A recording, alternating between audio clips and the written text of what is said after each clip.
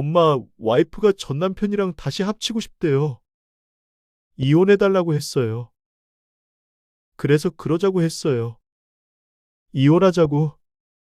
대신 동현이 양육권은 꼭 가져올 거예요. 누가 뭐래도 동현이는 제 아들이니까요. 그럼 그렇게 해야지. 네 곁에는 이 엄마가 있다. 부엌사연 구독자 여러분, 오늘 이렇게 인사드리게 되어 참 반갑습니다. 저는 올해 74시 된 박경자입니다. 경기도 안성시에서 아들이랑 단둘이 살아요. 남편은 10년 전에 지병으로 세상을 떠났습니다. 그 사람은 살아생전 아들이 결혼하는 걸 꼭 보고 싶어 했어요. 아들 나이가 그때 이미 40이었거든요. 그토록 바라던 결혼이 몇 년 후 결국 성사되긴 했지만 이제 와서 돌이켜보면 차라리 그 모습을 보지 못하고 떠난 남편이 더 나았다는 생각도 듭니다. 어디서부터 잘못된 걸까요? 아직도 저는 아들 일로 매일같이 깊은 후회 속에 마음을 내리치며 살아요. 예전엔 그랬어요. 아들이 결혼해야 부모로서 해야 할 일을 다 끝낸 것 같고 그제야 마음이 편해질 줄 알았죠. 매일 혼자 밥 먹는 아들을 보면서 제 속은 까맣게 타들어갔어요. 명절이나 가족 모임에 나가면 형제들이 조심스레 묻곤 했습니다. 상현이는 언제 장가가? 그럴 때마다 저는 늘 똑같이 말했죠. 곧 좋은 사람 만날 거야. 동생의 질문에 겉으로는 웃음이 얼버무렸지만 마음은 어찌나 쓰리던지. 그 조바심 때문에 결국 일을 망쳤다는 걸 이제는 압니다. 우리 아들 상현이는 40을 훌쩍 넘긴 후 겨우 결혼했어요. 그리고 그 결혼 생활이 그리 오래 가지는 못했습니다. 쉰을 바라보는 지금은 다시 혼자가 됐죠. 옆에서 지켜보는 이 어미의 마음이 얼마나 무너지는지 몰라요. 도대체 어디서부터 어떻게 잘못된 걸까? 매일 밤 그 생각이 머리에서 떠나질 않습니다. 오늘 제 이야기에 공감하시는 분도 계실 거고 답답해서 속 터지는 분도 계실 거예요. 그 어떤 말이라도 제게는 다 도움이 될 거예요. 위로든 따끔한 일침이든 모두 괜찮습니다. 저는 지금 누군가의 한마디가 간절히 필요한 사람이니 아낌없는 조언 부탁드려요.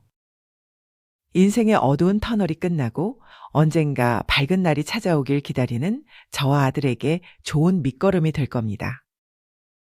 그럼 우리 모자의 이야기를 천천히 시작해 볼게요. 제 아들 상현이는 어릴 때부터 참 착했어요.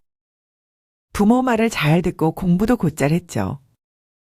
서울에 있는 대학에 합격했을 때 저는 동네방네 자랑을 하고 다녔어요. 그때는 아들이 어찌나 자랑스럽던지. 학교를 졸업하고 서울에서 회사를 다니다가 경기도에 있는 회사로 자리를 옮겨 안성에 내려오고 그렇게 바쁘게 살다 보니 시간이 어느새 훌쩍 흘러버리더군요. 곧 제 짝을 찾아오겠지. 기다리고 기다렸는데 아무리 기다려도 감감무소식이었어요. 연애를 하는 건지 마는 건지 누구를 만난다는 말도 딱히 없었습니다. 다른 집들은 벌써 자식들 결혼시키고 손주 재혼까지 보고 있는데 마냥 할 일 없이 기다리기만 하는 저는 답답했죠. 나이가 40이 넘어서도 여전히 혼자 지내고 있는 아들을 보면서 혹시 내가 잘못 키운 건 아닌가? 그런 생각이 하루에도 몇 번씩 들었어요. 퇴근하고 나서 홀어머니가 있는 집으로 돌아오는 아들. 하루 종일 거실에 누워 혼자서 주말을 보내는 모습. 그걸 볼 때마다 가슴이 아팠어요. 아내가 기다려주는 밥 냄새가 나는 집. 어린 자식이 퇴근하는 아빠에게 매달리는 집. 그런 따뜻한 풍경을 만들어주고 싶었거든요. 그러던 어느 날이었어요. 저를 안타깝게 보던 여동생이 한 중매쟁이를 소개해줬죠. 언니, 이분이 우리 동네에서 꽤 유명해. 지금까지 부부를 30쌍 넘게 맺어줬대.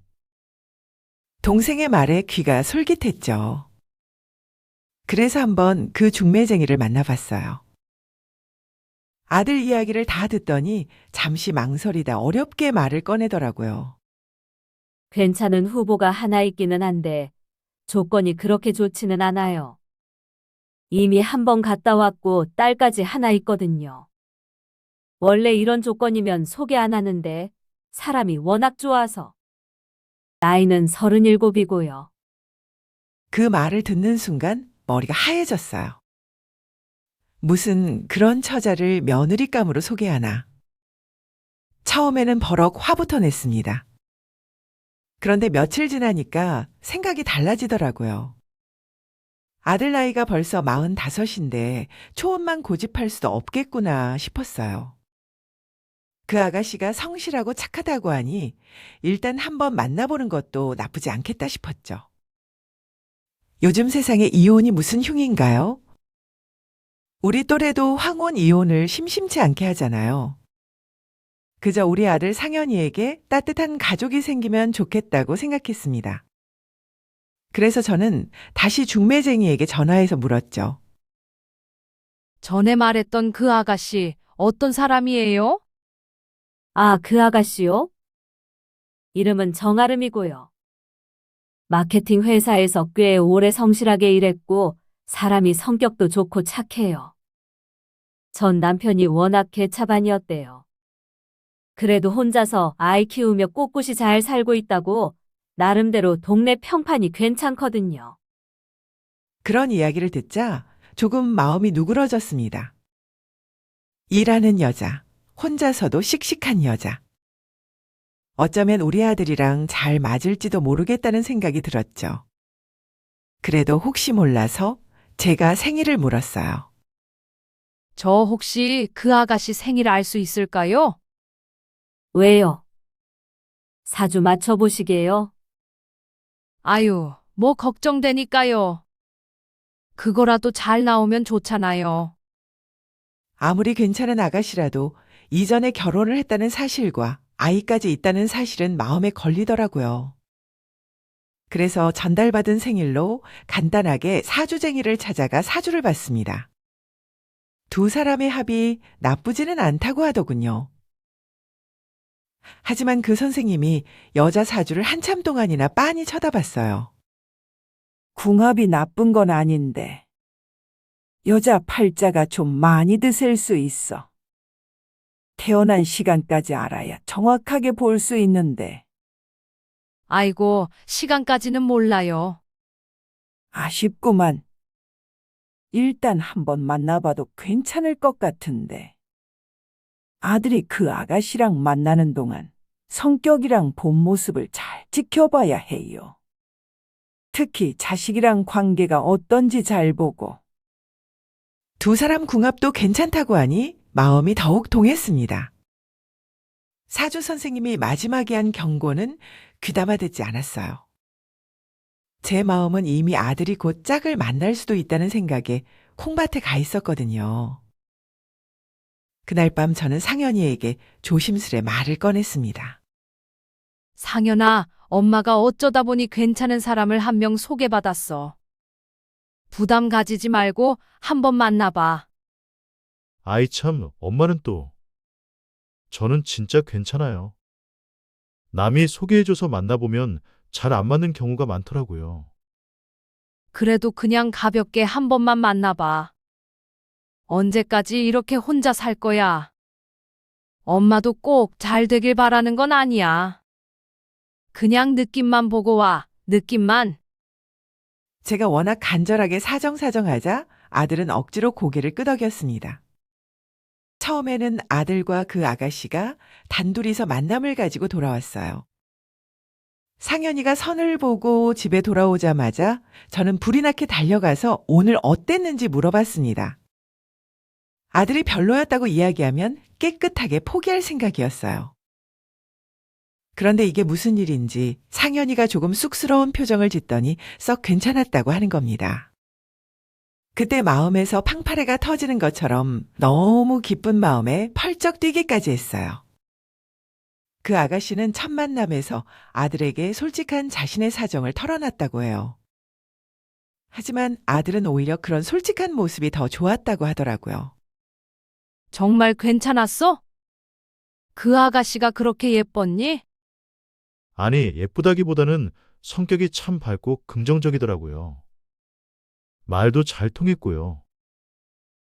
그렇게 상현이는 그 사람과 한 달 정도 만남을 이어갔습니다. 그리고 얼마 지나지 않아 그 아가씨와 함께 저희 집에 인사를 온다고 하는 거예요. 우리 아들이 드디어 장가를 간다는 생각에 저는 하늘에 있는 별이라도 따줄 수 있을 것 같았습니다. 제 동생과 중매쟁이에게는 크게 한턱 쏘기까지 했어요. 설레는 일주일의 시간이 지난 후 상현이와 함께 예비 며느리가 집으로 들어왔습니다. 제 가슴은 이상하게 두근거렸어요. 우리 아들 인생의 전환점이 될지도 모르는 만남이니까요. 그리고 여전히 마음 한켠에는 이혼을 했었다는 사실 때문에 어떤 아가씨일지 몰라 더 긴장하고 있었던 것 같아요. 그런데 아들과 함께 들어온 그 아가씨의 얼굴을 처음 봤을 때 얼굴이 참 예쁘고 단정해 보이더라고요. 말하는 것도 공손하고 행동도 싹싹해서 마음에 쏙 들었어요. 예비 며느리는 밝은 아이보리색 투피스를 입고 있었는데 그 모습이 얼마나 단아했는지 모릅니다. 그리고 예비 며느리의 오른손에는 앙증맞은 원피스를 입은 여자아이가 매달려 있었죠. 바로 예비 며느리의 딸 다은이었습니다. 안녕하세요, 어머님. 저는 정아름이라고 합니다. 다은아, 인사드려야지. 안녕하세요. 저는 박다은이라고 해요. 며느리와 그 아이가 공손하게 인사를 하자 긴장했던 마음은 순식간에 봄바람에 눈 녹듯 사그라들었어요. 어여쁜 이 모녀가 제 마음에 쏙 들었습니다. 모두 함께 가족이 되면 좋을 거라는 기대가 서서히 부풀어 올랐죠. 아이고, 반가워요. 멀리서 오느라 고생 많았겠어요. 아니에요. 어머님을 뵙게 되어 제가 더 영광이죠. 초대해 주셔서 정말 감사합니다. 그런 인사를 듣는데 마음이 어찌나 푸근했는지 몰라요. 이 사람은 참 좋은 며느리가 될 것 같다는 생각이 들었죠. 저와 예비 며느리가 화기애애한 분위기로 대화를 이어나가자 아들 역시 만족스럽다는 듯 밝게 웃었습니다. 그새 다은이랑도 안면을 텄는지 둘이 서로 친해 보이더라고요. 며느리는 사근사근하게 저에게 이야기했습니다. 어머님, 제가 비록 한 번 실수는 했지만 열심히 살고 있어요. 상현 씨가 워낙 다정해서 다은이도 무척 잘 따르고 있고요. 걱정하시지 않도록 제가 앞으로 잘하도록 할게요. 그래요. 어떻게 사람들 인생이 다 똑같겠나? 살다 보면 실수할 수도 있는 거지. 나는 아름 씨가 우리 상현이랑 잘 맞춰서 살 것 같아요. 나도 잘 부탁해요. 어머님, 앞으로 저에게 말씀 편하게 해주세요. 예비 며느리가 미소 짓는 모습을 보니 제 마음도 덩달아 따뜻해지더라고요. 제가 다은이에게 처음 말을 걸었을 때는 쑥스러운지 엄마 뒤로 숨었지만 이내 용기를 내어 대답했죠. 다은아, 몇 살이니? 7살이에요. 아이고, 귀엽구나. 지금 유치원 다니고 있겠네. 유치원은 재미있어? 네, 선생님도 좋고 친구들이랑 노래하는 게 제일 좋아요. 오랜만에 여러 사람이 함께 모여 앉아 이야기를 나누다 보니 시간 가는 줄 몰랐어요. 식사도 하고 과일도 깎아 먹다 보니 3시간은 훌쩍 지나 있더라고요. 예비 며느리는 센스 있게 농장에서 직접 사왔다는 신선한 사과를 가지고 왔습니다. 고운 빛깔과 달콤한 향이 꼭 예비 며느리를 닮았다고 생각했죠. 아름이는 조심스럽게 제게 허락을 구하고 주방에서 사과를 예쁘게 깎아서 내왔어요. 아삭아삭하고 상큼 달콤한 사과를 한 입 베어 물었어요. 앞으로 아들 인생이 이 사과처럼 달달하게 잘 풀릴 거라는 생각이 절로 들었습니다. 그동안 마음속에서 켜켜이 쌓여있던 모든 걱정이 눈 녹듯 사라지는 것 같았어요. 이제 우리 상현이도 남부럽지 않은 가족을 가질 수 있겠구나 하는 생각이 들었거든요. 예비 며느리가 돌아가고 나서 상현이와 진지하게 이야기를 나눴습니다. 상현아, 그 아가씨랑 결혼 생각 있니? 네, 엄마도 괜찮다고 하시면 날짜 한번 잡아보려고요. 그 말을 듣는 순간 제 가슴이 벅차오르더라고요. 드디어 우리 상현이가 행복의 문턱에 서 있다는 생각이 들었거든요. 그날 밤 저는 오랜만에 편안한 마음으로 잠들 수 있었어요. 꿈에서는 아들 상현이와 며느리 아름이 그리고 다은이가 함께 웃고 있었죠. 그 모습이 얼마나 행복해 보였는지 모릅니다. 이제 정말 좋은 일만 생길 거라고 믿으며 잠이 들었어요. 하지만 그때는 꿈에서도 몰랐어요. 앞으로 우리 가족에게 어떤 시련이 닥칠지 말이에요.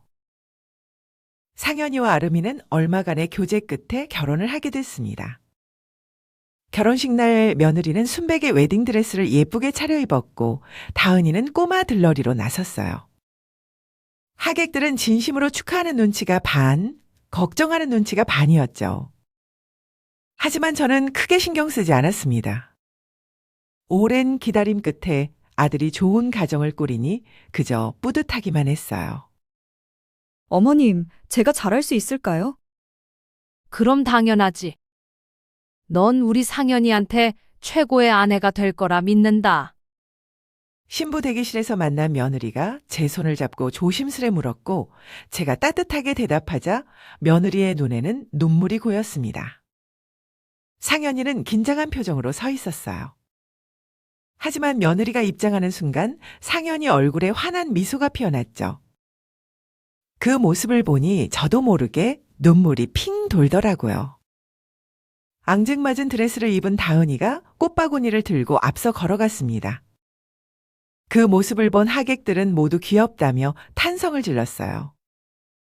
결혼식이 끝나고 피로 연장에서 하객들과 인사를 나눌 때 많은 축하 인사를 받았습니다. 상현이가 아주 어여쁜 식구를 맞이했네. 진짜 축하해 언니. 그동안 그렇게 속을 썩이더니. 이제야 한시름 놓으셨겠어. 아들 장가 보내느라 고생 진짜 많았네. 아들의 결혼을 축하하는 말을 들을 때마다 가슴이 벅차올랐습니다. 그날은 정말 꿈만 같았어요. 우리 상현이와 아름이가 행복하게 웃는 모습을 보며 이제 모든 게 잘 풀릴 거라고 믿었죠. 나중에 닥쳐올 비극을 그때는 조금도 상상하지 못했습니다. 아들과 며느리는 신혼 초에 정말 행복해 보였어요.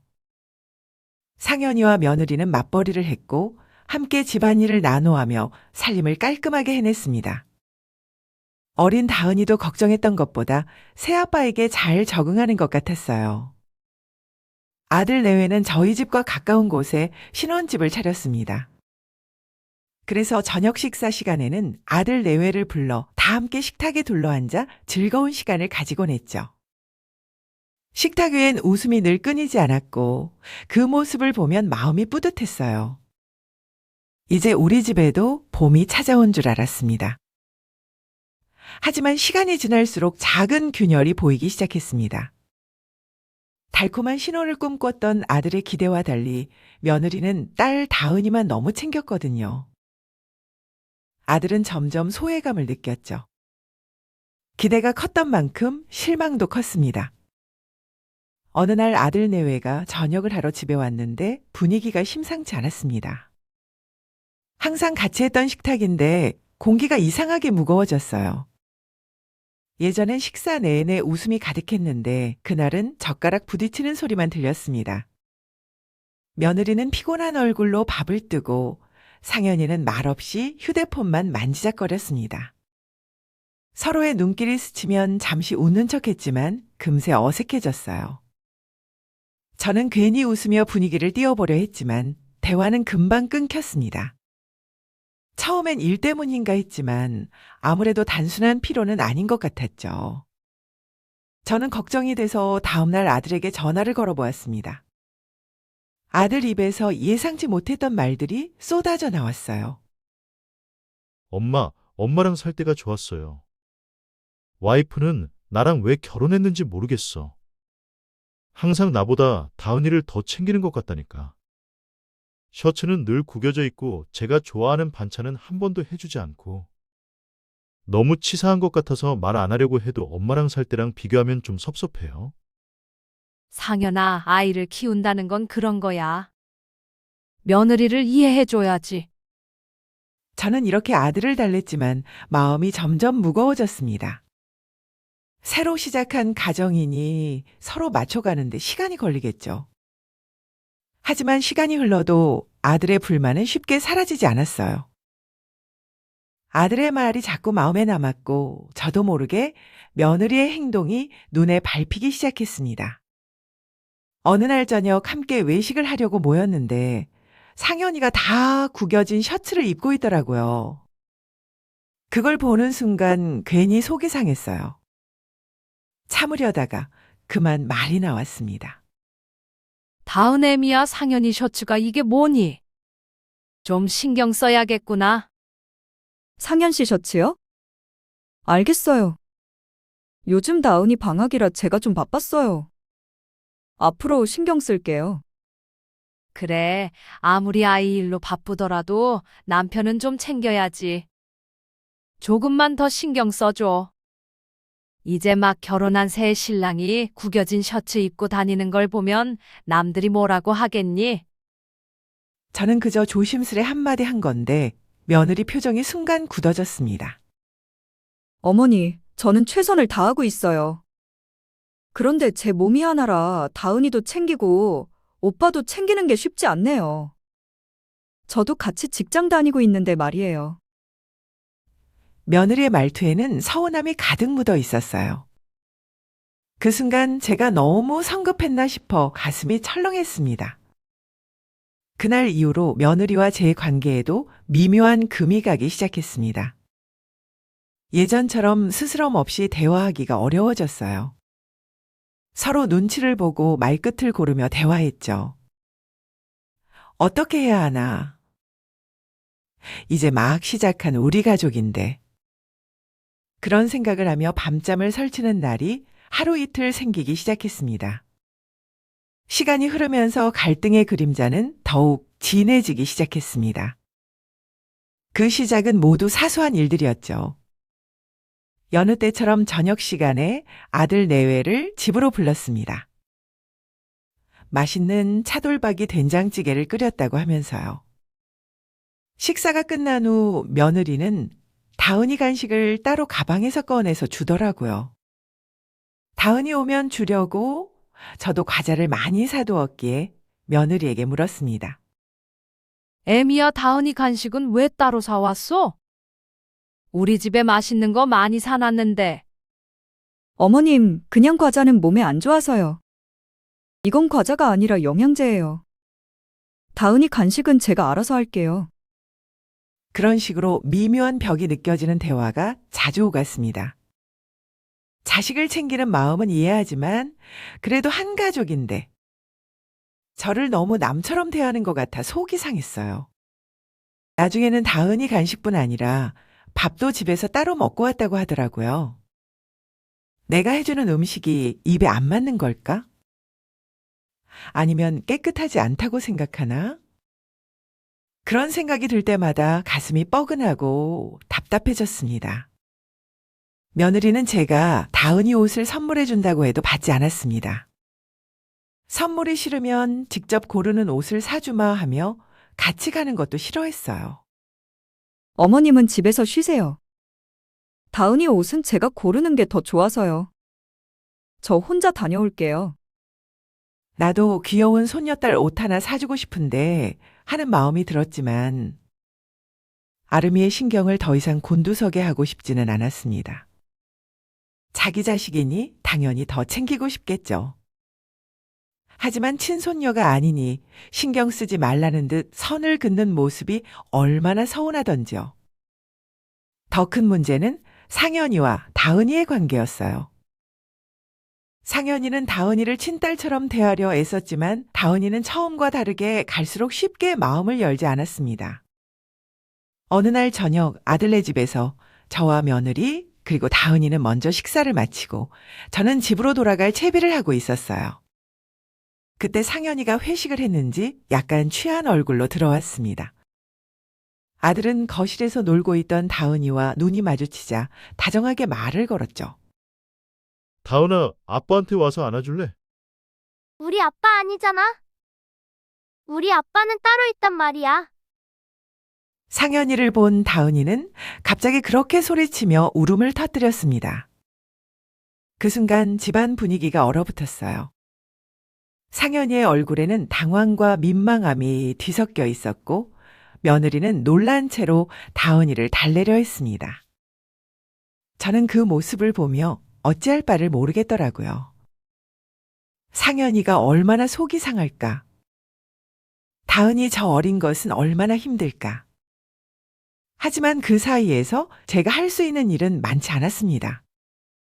그 일 이후로 상현이와 다은이 사이는 점점 더 어색해졌어요.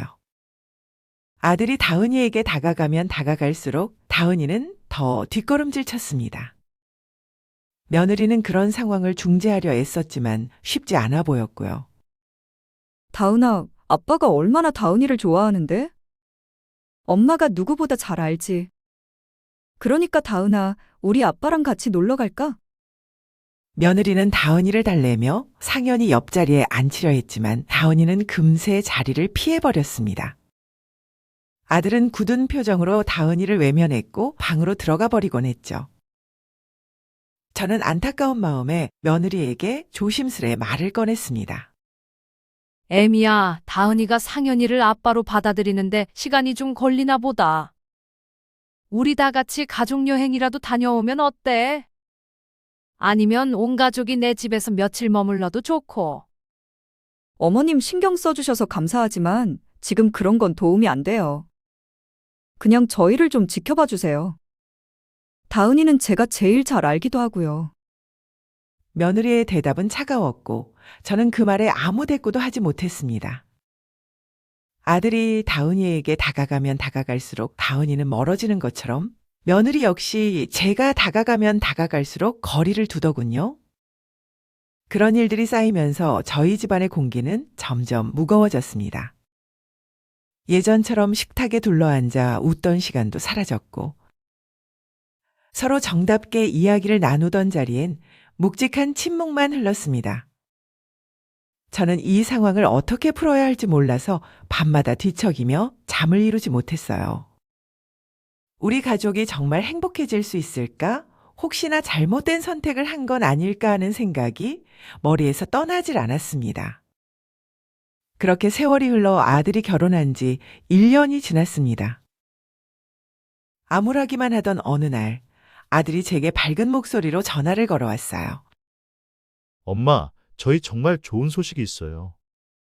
아름이가 둘째를 가졌어요. 그 말에 저는 순간 숨이 멎는 줄 알았습니다. 기쁨과 놀라움이 동시에 밀려왔어요. 드디어 우리 가족에게 새 생명이 찾아온 거예요. 상현이와 며느리의 사이가 다시 좋아질지도 모른다는 희미한 희망이 가슴속에서 피어올랐습니다.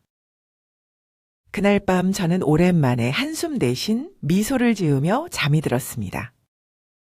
이 일을 계기로 모든 게 다시 좋아질 수 있을까 하는 기대를 품은 채로요.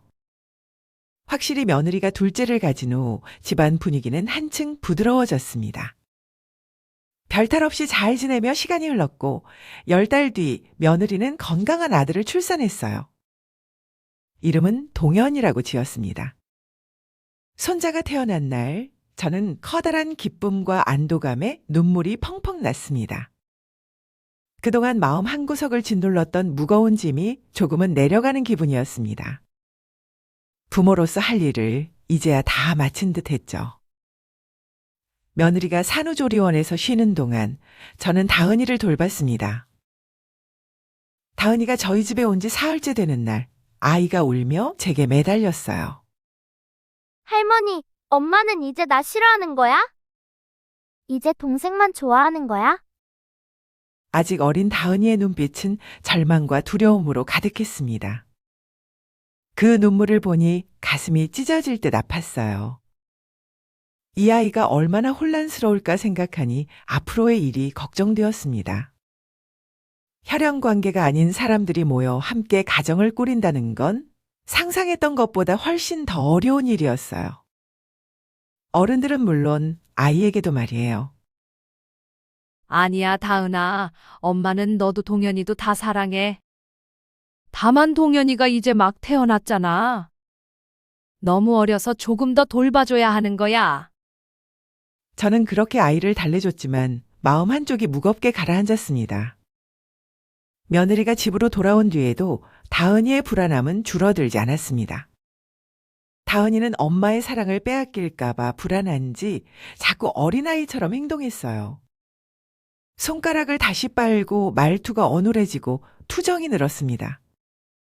하지만 며느리는 그런 다은이를 이해할 여유가 없었어요. 이제 8살이면 언니답게 굴어야 한다며 다그치기만 했죠. 저는 보다 못해 조심스레 말을 꺼냈습니다.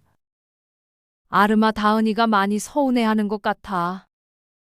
동현이도 중요하지만 다은이에게도 조금 더 관심을 주면 어떨까? 어머님, 제발 다은이 일에 간섭하지 말아주세요.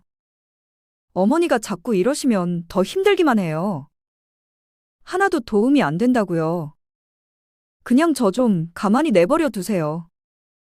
아름이의 날카로운 말투엔 절대 넘을 수 없는 단단한 벽이 느껴졌습니다. 저는 입을 다물 수밖에 없었어요. 그 후로 저는 아들과 며느리 앞에서 점점 설 자리를 잃어갔습니다. 예전엔 다은이 간식도 챙겨주고 며느리 일도 도와줬지만 이젠 뭘 해도 눈치가 보였습니다. 아들은 그런 저를 걱정스러운 눈으로 바라봤죠. 어머니, 너무 마음 쓰지 마세요. 제가 집사람이랑 얘기해 볼게요. 하지만 아들의 얼굴에도 피로가 묻어 있었습니다. 신혼 초의 밝은 웃음은 사라지고 대신 무거운 삶의 그늘이 내려앉아 있었어요. 내가 며느리와 잘 지내지 못해 아들까지 힘든 건가 하는 생각에 가슴이 아팠습니다. 다은이는 점점 예민해졌습니다. 밝고 명랑했던 아이가 사소한 일에도 짜증을 내고 소리를 질렀어요. 엄마, 나랑 놀아줘. 다은아, 지금은 안 돼. 동현이 밥 먹이고 있잖아. 지금 당장 나랑 놀아달란 말이야. 너 왜 이렇게 말을 안 들어? 엄마가 그렇게 행동하지 말라고 했지. 아니면 나도 동현이처럼 밥 먹여줘. 다은아, 제발 좀 가만히 있어. 이런 신경질적인 대화가 매일같이 오갔습니다. 혼자서 엄마 곁을 맴도는 다은이를 볼 때마다 마음이 아팠어요. 하지만 제가 함부로 나설 수도 없었습니다. 제가 무슨 말을 해도 며느리는 예민하게 반응했으니까요. 어느 날은 다은이가 학교에서 싸웠다며 며느리가 일찍 데리고 왔습니다. 다은이 얼굴에는 누군가 손톱으로 핥힌 자국이 선명했어요. 저는 놀라서 다은이에게 달려갔습니다. 아이고, 다은아, 이게 무슨 일이니? 왜 이러세요? 이거 놓으세요. 제가 손으로 아이 얼굴을 잡아보려는 순간 며느리는 제 손을 냉정하게 뿌리쳤습니다. 그리고 다은이를 뒤로 감추며 말했어요. 어머니, 다은이 신경 쓰실 필요 없어요. 그냥 친구랑 놀다 싸운 거래요. 다은이 방으로 들어갈게요. 그렇게 말한 뒤 며느리는 딸을 거칠게 끌고 방 안으로 들어갔습니다. 잠시 후 방 안에서는 며느리의 날선 목소리와 다은이의 울음소리가 들려왔습니다. 저는 문 앞에 서서 아무 말도 하지 못했어요. 가슴이 두근거리고 손이 떨렸습니다. 그날 밤 다은이는 한참을 울다 잠이 들었어요. 그 울음소리를 오래 들으며 얼마나 마음이 아팠던지 그제서야 저는 처음으로 인정하게 되었습니다. 이 집이 더 이상 따뜻하지 않다는 걸요. 시간이 흘러 다은이는 점점 말이 없고 표정이 어두운 아이가 되었습니다. 암울하기만 한 분위기에도 시간을 금세 흘러 어느덧 동현이가 태어난 지도 1년이 지났죠. 아들네 가족은 겉으로는 조용해 보였지만 속으로는 갈등이 조금씩 쌓여가고 있었어요. 아들 가족은 더 이상 서로 대화를 하지 않았습니다. 아들도 아들이지만 특히 며느리의 행동이 예전과 많이 달라졌어요. 어느 날부터인가 며느리가 아이들을 데리고 며칠씩 집을 비우는 일이 잦아졌습니다. 처음에는 아이 둘 키우느라 힘드니 친정에 다녀오는구나 하고 여겼어요. 하지만 점점 그 횟수가 늘어나면서 마음 한켠이 불안해지더군요. 동현애미야? 애들 데리고 어디 갔다 왔니? 친정어머니가 요즘 몸이 아프셔서요.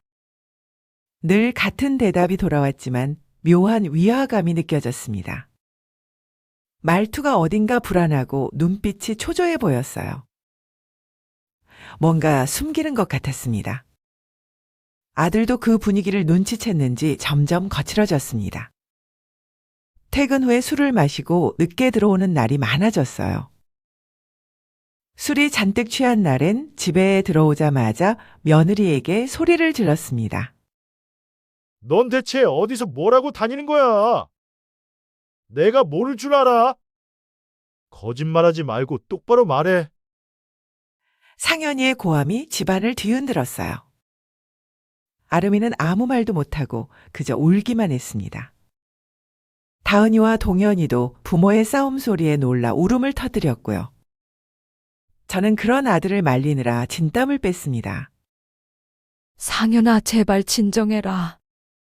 애들이 다 놀랐잖아. 하지만 상현이는 들은 척도 하지 않았습니다.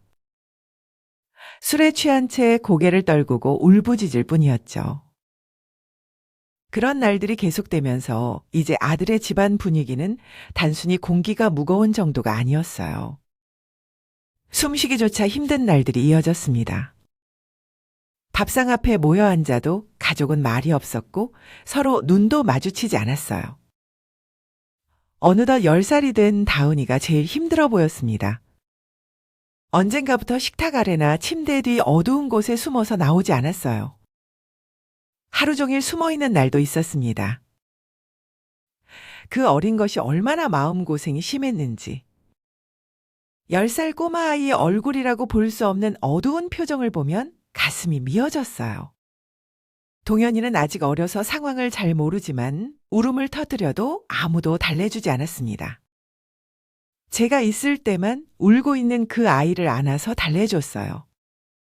하지만 제가 없는 동안 그 집이 얼마나 차가워질지 생각하면 숨이 막혔습니다. 며느리와 대화를 시도해봤지만 며느리는 점점 저를 피했습니다. 아들에게 술을 줄이라고 타일러봐도 아무 소용이 없었고요. 시간이 흐르면 흐를수록 모든 것이 조금씩 무너져가고 있었어요. 그렇게 6달이 더 흘렀습니다. 봄이 지나고 여름이 다가오던 어느 날이었죠. 며느리가 또 아이들을 데리고 집을 비웠습니다. 평소와 다르지 않아 처음엔 대수롭지 않게 생각했어요. 그런데 하루가 지나도 돌아오지 않았습니다. 전화를 걸었지만 연결이 되지 않았어요. 다음날 다시 전화를 걸었을 때 저는 심장이 멈추는 줄 알았습니다. 이 번호는 없는 번호입니다. 기계음이 들려오는 순간 손이 떨리고 온몸에서 식은땀이 흘렀어요. 다리에 힘이 풀려 주저앉았습니다. 사흘이 지나도 며느리와 아이들은 돌아오지 않았습니다. 며느리를 하염없이 기다리던 아들과 저는 사흘째 되는 날 경찰서에 갔습니다. 경찰은 자초지종을 듣더니 단순한 성인 가출로 보인다며 기다려보라고 하더군요. 그 말에 아들은 바닥에 주저앉았고 저는 그 옆에서 손을 꼭 쥐었습니다. 우리는 그날부터 온 동네를 뒤졌습니다. 터미널에도 가보고 병원에도 전화를 했지만 아무런 소식이 없었어요. 어디 간 거야, 동현 엄마?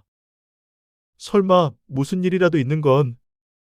상현아, 너무 걱정하지 마라.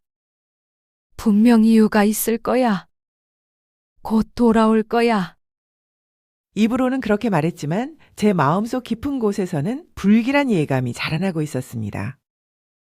마치 한참 전부터 예정되어 있던 일이 드디어 현실이 된 것 같았어요. 며느리가 사라진 지 한 달이 지나고 결국 충격적인 소식이 전해졌습니다. 그날 상현이가 잔뜩 술에 취한 채 집으로 돌아왔어요. 동현 엄마가 아무래도 전 남편이랑 도망간 것 같아요. 다은이랑 동현이 데리고요. 그 말을 듣는 순간 제 다리에 힘이 풀렸습니다. 바닥에 주저앉은 채 하늘만 바라봤어요. 그리고 머릿속에서는 같은 말만 맴돌았습니다. 세상에 내가 무슨 짓을 한 걸까? 충격과 배신감, 그리고 후회가 한꺼번에 밀려왔습니다. 왜 진작 알아차리지 못했을까? 왜 조금 더 살피지 못했을까? 가슴이 미어지고 눈물이 멈추질 않았어요. 제정신을 잃을 것 같았지만 그럴 수도 없었습니다. 저보다는 아들을 더 챙겨야 했기 때문이죠. 상현이는 술에 취한 채 밤새 울부짖었습니다. 도대체 나한테 왜 이러는 거야? 내가 얼마나 최선을 다했는데. 내가 뭘 그렇게 큰 잘못했다고. 그 소리를 들으며 저도 함께 울었습니다. 우리가 꿈꾸던 행복한 가정은 그렇게 허무하게 무너졌어요. 다음 날부터 상현이는 회사에도 나가지 않았습니다. 집에만 틀어박혀 술을 마시고 잠들고 또 술을 마셨습니다. 그런 모습을 지켜보는 게 못난 어미로서 너무나 고통스러웠어요. 제발 정신 차려. 이러다 너 몸만 상해. 엄마가 그때 그 여자만 소개하지 않았어도 이런 일 없었는데. 아들은 벌개진 눈으로 저를 노려보며 그렇게 말했습니다. 순간 숨이 막혀 아무 말도 할 수 없었어요. 그 말이 맞아요.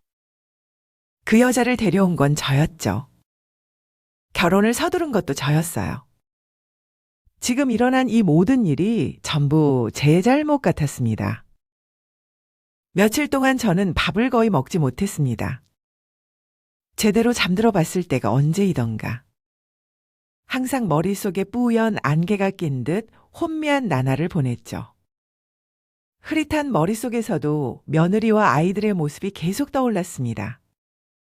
결혼식장에서 웃던 아들의 얼굴도 자꾸 생각났어요. 아들에게 좋은 여자를 소개해 준다며 설레던 그날의 제 목소리까지 또렷하게 들렸습니다. 그리고 그 모든 기억이 이제는 죄처럼 느껴졌어요. 대체 어디서부터 잘못된 걸까? 그 질문을 붙잡고 밤새 뒤척였지만 아무 답도 나오지 않았습니다. 남은 건 깊은 후회와 끝없는 자책뿐이었습니다. 아침에 눈을 뜨면 숨이 막혔고 밤이 되면 악몽에 시달렸어요. 동네 사람들의 수군거림도 괴로웠습니다. 늦게 장가갔던 저 집 아들 있잖아. 세상에 며느리가 애들 데리고 도망갔대. 그런 말을 들을 때마다 땅속으로 숨고 싶었습니다. 그래도 저는 꾹 참았어요. 아들을 위해서라도 버텨야 한다고 스스로를 다그쳤습니다. 하루라도 무너지면 아들도 함께 무너질 것 같았어요. 그래서 매일 아침 일찍 일어나 집안일을 했습니다. 아들이 좋아하는 음식을 만들어 놓았어요. 비록 거의 손도 대지 않았지만 그래도 포기하지 않았습니다. 상현아, 오늘은 네가 좋아하는 김치찜 했어. 조금만 먹어볼래? 그렇게 말하면 아들은 가끔 몇 숟가락 뜨곤 했습니다. 그럴 때마다 제 가슴 속엔 아주 작은 희망이 피어났어요. 이 작은 희망이 언젠가 우리 둘을 다시 살릴 수 있기를 바랐습니다. 그렇게 다시 1년의 세월이 흘렀습니다. 그동안 정말 많은 일이 있었어요. 처음 그 일이 벌어진 후 몇 달 동안은 지옥 같았습니다. 상현이는 술에 의지했고 저는 그런 아들을 돌보느라 하루하루가 버거웠죠. 아들은 무너져 있었고 저는 그 곁에서 아무 말도 하지 못한 채 함께 무너져 내렸어요. 하지만 1년이 지난 어느 날부터인가 아주 작은 변화가 보이기 시작했습니다. 하루는 집에 들어가 보니 냉장고에 가득 차 있던 술이 모두 사라져 있더군요. 그리고 그날 아들은 밖으로 바람을 쐬러 나가 있었다고 했어요. 별거 아닌 그 말을 듣는 저도 모르게 눈물이 핑 돌았죠. 아, 우리 아들이 이제 다시 일어설 준비가 되었구나 싶었습니다. 그 후 상현이는 조금씩 변해갔어요. 오랜만에 미용실에도 가고 거울 앞에 서서 셔츠 깃을 고치는 모습도 봤고요.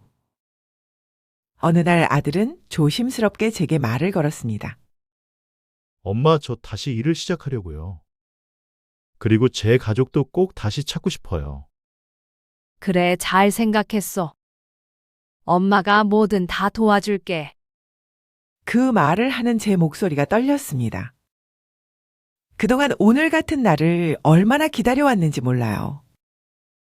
그날 이후로 아들의 눈빛이 조금씩 달라졌습니다. 텅 비어있던 눈 속에 삶의 의지가 돌아오기 시작했어요. 얼마 지나지 않아 아들은 작은 회사에 취업했습니다. 예전과 달리 단순한 사무보조 일이었지만 저는 다시 시작했다는 그 사실 자체만으로도 그저 고마웠습니다. 다시 예전처럼 매일 아침 셔츠를 다려입고 출근하는 아들이 그렇게 든든할 수 없었어요. 퇴근 후에는 자격증 공부를 했고 주말이 되면 산에 다녔습니다. 산길을 걸으면 머리가 맑아진다고 했어요. 저는 그 등산화를 매만지며 매일같이 속으로 빌었습니다. 이 아이가 다시 제대로 살 수 있기를. 부디 오래 버텨주기를. 비록 며느리와 아이들의 소식은 없었지만 다시 만나는 건 시간 문제처럼 느껴졌습니다. 상현이는 점점 밝아졌고 예전처럼 곧잘 웃기도 했어요. 그 웃음을 볼 때마다 제 마음이 얼마나 놓였는지, 내 아들이 다시 돌아오고 있구나 하는 안도감이 들었습니다. 그리고 어느 날 아들이 사설 탐정을 찾아갔습니다. 사라진 며느리와 아이들을 찾기 위해서였죠. 생각보다 많은 비용이 들었지만 아들은 포기하지 않았습니다. 동현 엄마를 다시 찾아보려고요. 이번에는 진짜 잘해봐야죠. 엄마도 그동안 마음고생 정말 많으셨죠? 조금만 기다려주세요. 그래, 넌 할 수 있을 거라고 이 엄마는 믿는다. 다시 일어서야지. 그날 저는 몰래 아들 방문을 닫고 한참을 울었습니다. 기쁨 때문이었는지 슬픔 때문이었는지 모르겠어요. 그렇게 저희 모자는 조금씩 희망을 키워갔습니다.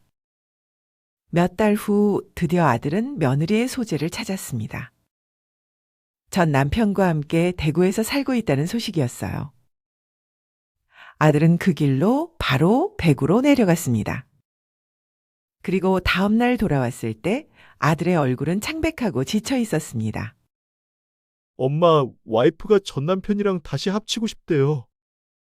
이혼해달라고 했어요. 그 목소리엔 깊은 상처와 분노가 섞여 있었습니다. 그래서 그러자고 했어요. 이혼하자고. 대신 동현이 양육권은 꼭 가져올 거예요. 누가 뭐래도 동현이는 제 아들이니까요. 아들이 들려준 소식에 저는 아무 말도 할 수 없었습니다. 이미 예감하고 있던 일이었지만 막상 현실로 들으니 가슴이 다 떨리더군요. 그래도 그동안 워낙 힘든 일을 많이 겪어서인지 충격적인 소식에도 이제는 담담했어요. 그럼 그렇게 해야지. 네 곁에는 이 엄마가 있다. 저는 떨리는 손으로 아들의 어깨를 감싸 안았습니다. 아들은 아무 말 없이 제 품에 기대에 가늘게 어깨를 떨었어요. 그날 밤 우리는 오래도록 말없이 앉아 있었습니다. 창밖에는 비가 내리고 있었고 그 소리가 마치 위로처럼 들렸습니다. 그 후 상현이는 지금 이혼 소송을 진행 중입니다. 며느리는 유책 배우자였기에 양육권도 잃게 될 거고 위자료도 물어야 할 겁니다. 아들이 법정에서 전 아내를 마주칠 때마다 그 눈빛이 얼마나 슬픈지 몰라요. 한때 사랑했던 사람과 이렇게 다투어야 한다는 게 얼마나 고통스러울까요? 이 모든 일을 겪으며 저는 지난날의 실수를 아직도 뼈가 저리도록 후회합니다. 밤마다 잠을 이루지 못하고 그때의 기억을 하나씩 떠올려요. 왜 그때 조금 더 신중하지 못했을까? 왜 며느리의 힘든 마음을 더 이해하려 노력하지 않았을까? 그 질문이 매일같이 머릿속을 떠나질 않습니다. 처음 며느리를 만났을 때 저는 그저 아들을 결혼시키고 싶은 마음 하나뿐이었어요. 그 마음이 눈을 가렸습니다. 좋은 점만 보려고 애쓰다 보니 정작 중요한 것들을 놓쳤습니다. 며느리의 불안한 눈빛, 다은이의 어색한 미소. 그 모든 걸 알아차리지 못한 제 어리석음이 이 비극의 시작이었는지도 모르겠습니다. 조금만 더 주의 깊게 살펴봤다면, 조금만 더 깊은 대화를 나눴다면, 그랬다면 결과가 달라졌을까요? 아들이 가정을 유지할 수 있었을까요? 아니면 처음 만남부터 잘못되었던 걸까요? 그 생각을 하면 지금도 가슴이 아립니다. 아들이 45이 되도록 혼자였을 때 저는 그렇게 애가 탔습니다. 밤마다 하늘에 기도했어요. 좋은 짝을 만나게 해달라고요? 하지만 지금 돌이켜보면 그건 제 욕심이었습니다. 부모로서의 체면, 남들 시선, 그런 것들에 사로잡혀 있었어요. 그 욕심 때문에 오히려 아들의 인생을 망가뜨린 게 아닌가 하는 죄책감이 듭니다. 물론 아들도 그 결혼을 원했지만 제가 등을 떠밀지 않았다면 조금은 달라졌겠죠. 조금 더 시간을 두고 서로를 알아갔다면 어땠을까요? 이제 와서 후회해도 달라질 건 없지만 그래도 이번 일을 통해 저는 많은 걸 배웠습니다. 인생에서 가장 중요한 건 서두르지 않는 거라는 걸요. 작은 욕심에 눈이 멀어 가장 중요한 걸 놓치면 안 된다는 걸요. 그리고 마지막으로 사람의 인연이란 억지로 잡으려 하면 흘러가고 때로는 놓아줄 줄 알아야 한다는 걸요. 그리고 어떤 선택이든 진심이 아니라 두려움에서 나온 결정은 결국 상처를 남긴다는 것도요. 편안하게 잠든 게 언제였는지 기억도 나지 않습니다. 매일 밤 지난 날을 떠올리며 괴로워하지만 이제는 조금씩 제 자신을 용서하려고 합니다. 완전히 용서하진 못해도 그래도 살아야 하니까요. 아들도 다시 일어서고 있으니 저도 그 옆에서 조금은 웃으려 합니다. 이제는 누군가 제게 한마디만 해줬으면 좋겠어요. 제가 너무 자책에 빠져 있는 건지 아니면 정말 큰 죄를 지은 건지. 따뜻한 위로든 냉정한 일침이든 어떤 말이라도 괜찮습니다. 차라리 못난 어미라고 욕이라도 듣고 싶습니다. 그래야 제 마음속 무거운 짐이 조금은 내려앉을 것 같거든요. 오늘 조금 어두운 제 이야기를 끝까지 들어주셔서 감사합니다. 부디 이 사연을 듣는 모든 분들은 저와는 달리 사랑하는 사람의 마음을 더 천천히, 더 깊이 들여다보시길 바랍니다. 그리고 무엇보다 스스로를 너무 몰아붙이지 마세요. 우리는 모두 실수하며 살아가니까요. 오늘 하루도 여러분의 마음에 평안이 깃들길 바랍니다.